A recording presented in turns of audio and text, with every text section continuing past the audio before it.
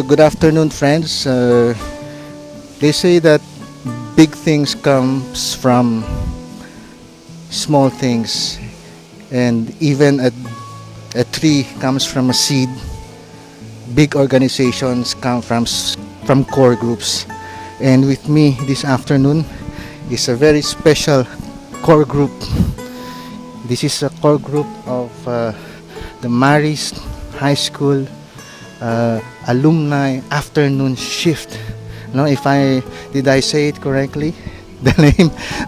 So sila ang mga sige, mas magbuti siguro kung kayo ang magpakilala. From Kuya Denny. Sige. Sir Denny, sorry. De Marisa afternoon shift alumni. Actually, pang ilang year na natin to? 2099. Graduate ka 99, and as of now, meron na tayong 16 batches graduate po ng afternoon shift. And yung afternoon shift po, technically po, siya yung outreach program ng Maris School. And sa school, within a school, yun nga po yung term doon. It's Maris afternoon shift po. And I think yun yung namin. Nag-start siya ng 95.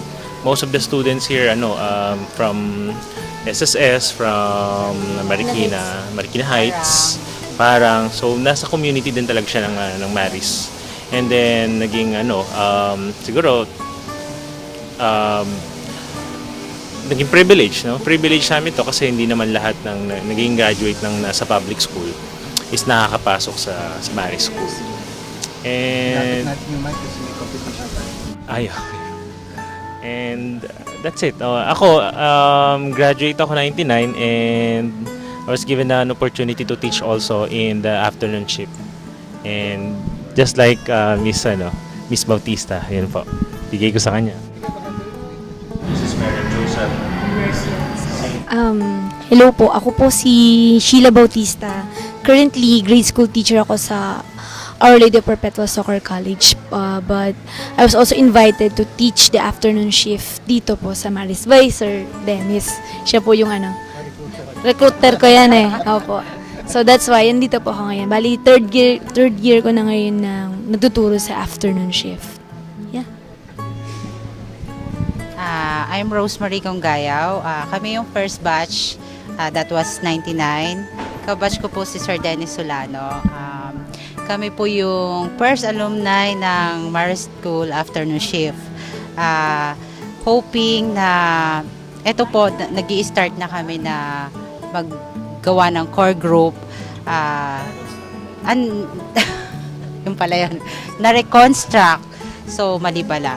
Ito po yung pinaka magiging starting point namin para mas maging aggressive ang bawat isa sa amin to cooperate. To sana magtuloy-tuloy ang bawat isa mag-cooperate lang. Yun lang naman. And share ko na kay Malu. Hello po. Ako po si Marilu Baldomar. Batch 2000 po ako graduate. Yun din po. Active naman din po ako sa kada may meeting po at siyang alumni. Lagi naman po akong yun lang. Sana nga din po matuloy na ngayon yung reunion tsaka yung mga plano po para sa alumni na tsaka yung makatulong din po kami sa kapwa namin Maris afternoon shift. Oo. Maibalik namin po yung mga naitulong sa amin ng Maris afternoon. Sige, yun lang po. Danica. Pinaka-sexy sa lahat. Well, i-add ko lang kay Sir Solano. Galing ako sa Kupang, adapted, parang community ng parang ako lang nag-iisa dito na galing Kupang, yun. Oo, yun.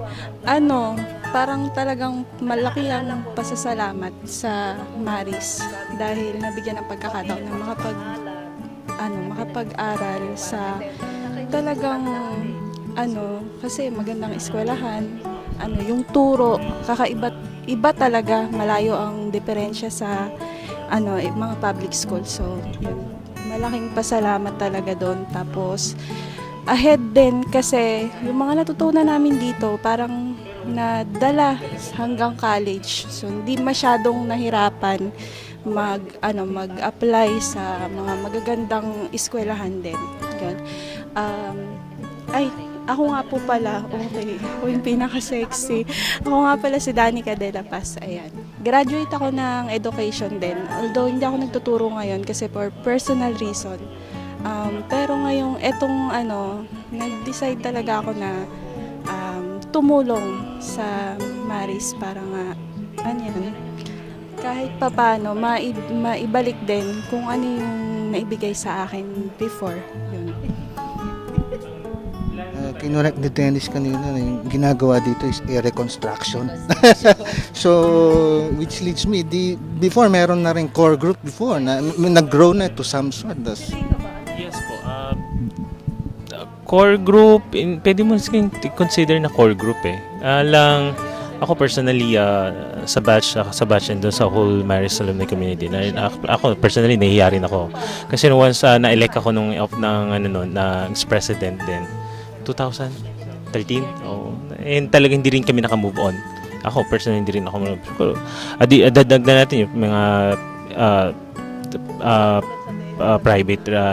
personal reasons din, mga changes din sa career and sa buhay. And, but still, hoping ako na mag-move tong Marist Alumni. And nagulat ako, and may mga outside individuals na hindi ko inaasahan na may gantong mangyayari. And yung pagpunta ko kanina dito, actually nag-aalala ako kung paano kami makaka-recover. Well, based doon sa mga na-share nyo sa amin kanina. And parang natanggal yung bigat sa loob ko para maka-move to ulit itong alumni association namin. And plus mga naririnig ko din, concern din yung ibang association like sa Day High natin, concern naman sila doon sa ano. And natutuwa ako, at least may pumapansin naman, may nakakapansin naman doon sa association. Nga lang talagang hindi pa kami ganun siguro talaga kabuo. And yung last ako naniniwala ko yung nabuo yung mga activities natin last time because kasi talagang nag-push through yung mga individuals talaga na nag-exert ng effort, na kumilos talaga. And doon, nagpapasalamat din kami na particularly Miss Janice Timola Polidario. Ayun po. And kaya, ayun po. So, kung ito ay isang reconstruction, edi may mga pinag-usapan kayo kanina na kumbaga mga hakbang papunta dun sa mas matibay na reconstruction ng alumni afternoonship, Marist Alumni Afternoonship. Yes, we have. Kanina, during meeting namin, as of Ma'am Tabil, yung batch namin from 99, which is first batch, up to 2015, 16 batches na yung alumni. So, magsiset ulit kami ng another meeting, hopefully this coming August 21.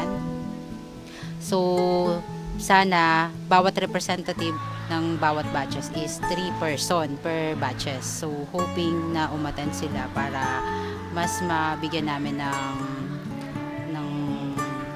what do you call this, mapag-usapan namin kung ano yung dapat namin gawin. Tsaka makapag-focus kami.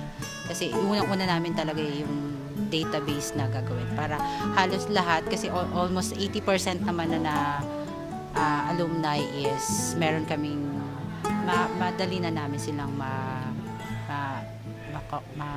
ma-reach through Facebook or using database. Mas ma-inform namin sila na katulad nung ginagawa namin before, kasi mahirap nga i-reach out yung iba dahil nga iba-iba na rin pinagkakaabalahan sa buhay. So according to Ma'am Tabil,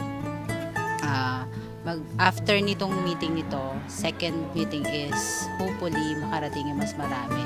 Then magpa-plan kami sana per batch po. So kaya kaming 5 as a core group, kami yung mga mapipilitan. No, hindi naman mapipilitan. Kami yung merong mag-exert ng effort para dito sa gagawin namin. Especially sa akin kasi ako yung ngayon aggressive talaga na gusto ko like si Ma'am Janice sabi niya sa akin nung nag-chat kami na Rose, gustong-gusto ko yan tumulong, pero dahil nga malayo ako, family yung nag-udyok sa akin para abroad. Sabi niya, ikaw muna yung representative ko. Okay, sa ikaw, Ja, I will do my very best. Iko-coordinate ko kung sino yung pwedeng person, which is si Ma'am Tabil, si Ma'am Nano, at si Sir Dennis, na eto, willing din sila mag-exert ng effort nila para lang dito sa ating mga plans and makatulong tayo dito na mas maging maayos yung alumni na mga homecoming natin is mas maganda pa, tsaka yung mga plano natin makatulong sa bawat batches, especially sa afternoon shift. Ayun pa. Usually yung lack of participation ng members, nakukuha, parang wala naman siyang napapala, di ba? Wala naman siyang napapala pag maging active siya sa grupo. So, sa tingin ninyo, ano ang mapapala ng members ninyo kaya dapat maging active sila or para mahikayat sila na sumali dito sa alumni, na maging active rather sa alumni afternoon shift? Ano ba yung sa tingin nyo kailangan nila na para pag nag-ano sila, meron silang mapapala? Well, sa tingin ko, number one is siguro muna mabago muna yung idea nila na Alumni Association is for reunion lang. Ako ang gusto kong maging face kasi ng Alumni Association. It's not only, hindi lang siya na-form because we want a reunion. It's more of may iba pa siyang function other than that. Mas like for example, helping yung current students natin sa afternoon shift, and how to connect them with the community pa, and to gather other help pa as maging tool din yung Alumni Association para makapag-gather pa ng ibang help. Kasi siguro maganda kung tayo ni talaga, pero kung maging tool din tayo na makapagkuha pa ng ibang tulong na doon sa mga taong willing din tumulong para sa association and para doon sa mga current students natin, I think mas magandang maging function yun nung Alumni Association natin than just putting up a reunion. Ayun po ang aking yun ang gusto kong maging vision ng association namin. Ayun po. Yun, I think yun ang mapapala nila is to maging tool para maging tulong. Parang kasi hindi lang siya may mapapala ka. Ano kaya yung may tutulong mo sa ating Share mo. association at sa mga bata natin ngayon sa afternoon shift. Especially sa grade 11. Oh yeah, they really need our help. Problem ng grade 11. Gusto mo namin humugot ng malaking milyones sa pondo para tulungan sila. Wala po kami makukuha ng ganun. Pero siguro hindi naman kami nawawalan ng pag-asa. At sana dumating din sa point na magawa namin yun. Kaya nga maging tool din kami ng ma-transport namin yung mga willing pang tumulong para dun sa afternoon shift. Kasi as of now, dahil nga dun sa changes dun sa K-12, talagang malaking pondo yung kinakailangan nung grade 11. Although, kung titignan natin, under ng school yun eh. Baga, problema siya ng school to fund it eh. Pero, syempre, as an Maris afternoon shift graduate, magandang part din tayo na matulungan. Kasi kung nahihirapan yung school, ang maganda maging part natin is matulungan din yung school tumulong doon sa afternoon shift natin. Ako, yun yung nakikita kong sana magawa natin in time. Yes.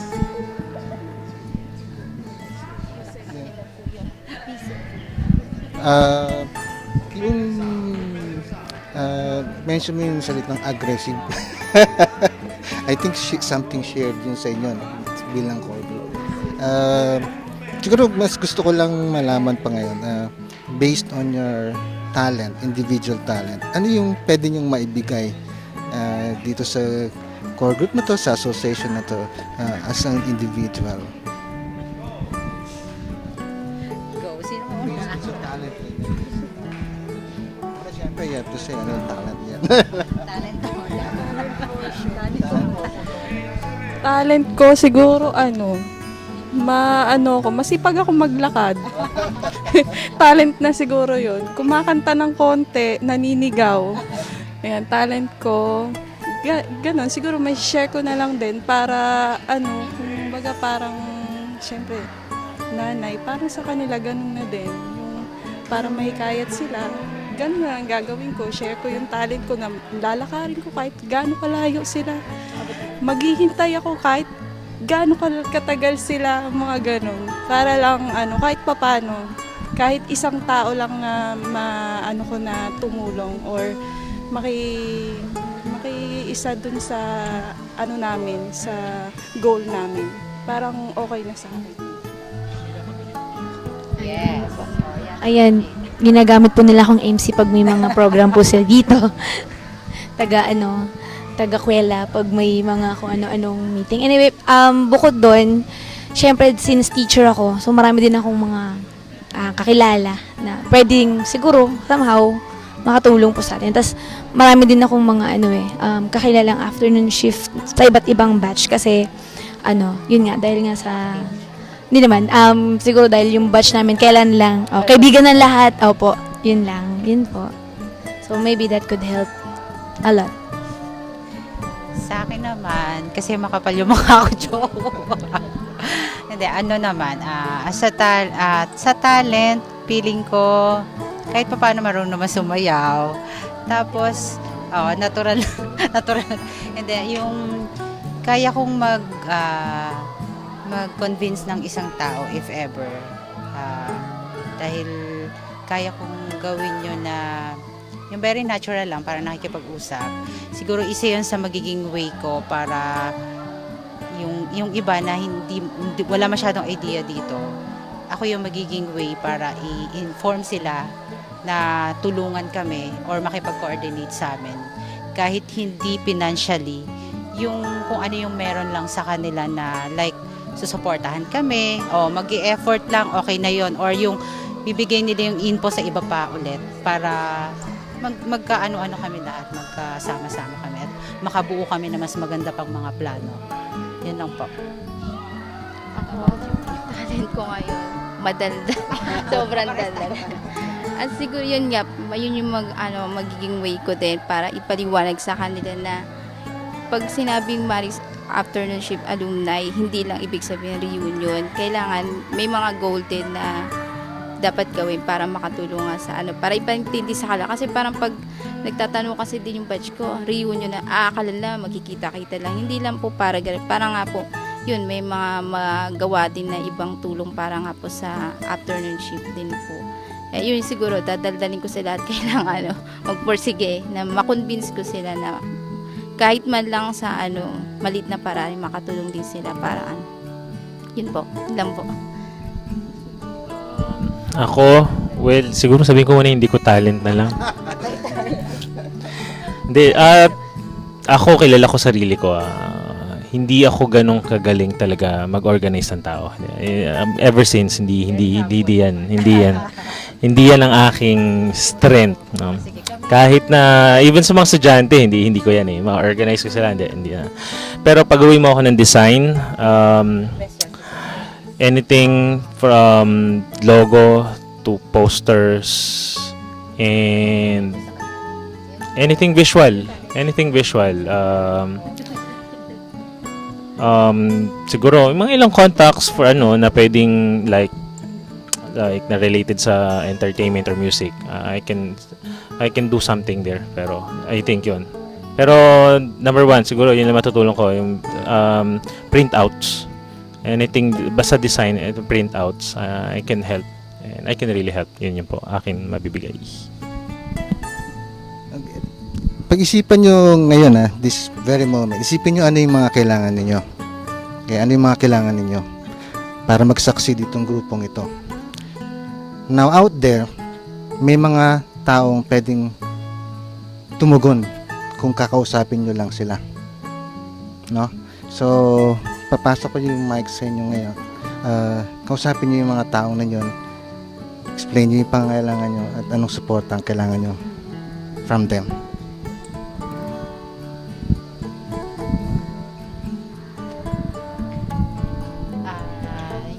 napansin ko nung una, kasi like sa akin, financially, wala talaga. So kailangan talaga namin ng pondo, which is pwedeng material or pwede ring financial, which is pera. So, kung sino man yung mga alam namin, lalo na sa batch, magsisimula kami probably sa batch namin. Like sa amin sa 99, i-cooperate ko yung iba naming ka-batch na You can talk to them directly. Para personal. hopefully sa lahat ng mga ka-batch ko na like yung iba nasa ibang bansa, kung hindi man sila makatulong ng which is yung personal, pwede naman financial if ever. Hindi kami talaga pwedeng hindi magsabi na hindi namin kailangan talaga namin yon. Kailangan kasi lahat po naman ng bagay dito sa gagawin namin, kailangan namin ng cash. Every single details, kailangan namin ng panggastos, pang lahat para ma-sustain namin lahat ng mga plano namin. Isa yun sa mga basic needs ng alumni afternoonship. So, sino yung mga willing tumulong? Sino yung mga bukal sa kalooban lang? Hindi kami magbibigay ng price, hindi kami magbibigay na ganito dapat ibigay mo. Kung ano yung nararamdaman mo, kung ano yung feel mo na itutulong. Like kami, kaya namin mag-exert ng effort kasi kami yung ng mga nandito. So, sana kayo, gabayan nyo rin kami as nandyan kayo na meron kayong financial support para sa amin. Yun lang po. Marami sa ating mga afternoon shift graduates na masasabi kong naging matagumpay na sa buhay, natupad na yung mga pangarap nila. So maybe this is our time to actually give back and support the afternoon shift program. So we need your help, especially your effort na ma-reach natin yung pangangailangan ng mga kapwa natin afternoon shift students. Nandito tayong graduates to sana support them in any way we can. So sa darating na August 21, mayroon po tayong gathering ng mga representative. I hope you could come and give it a try and help us. Thank you.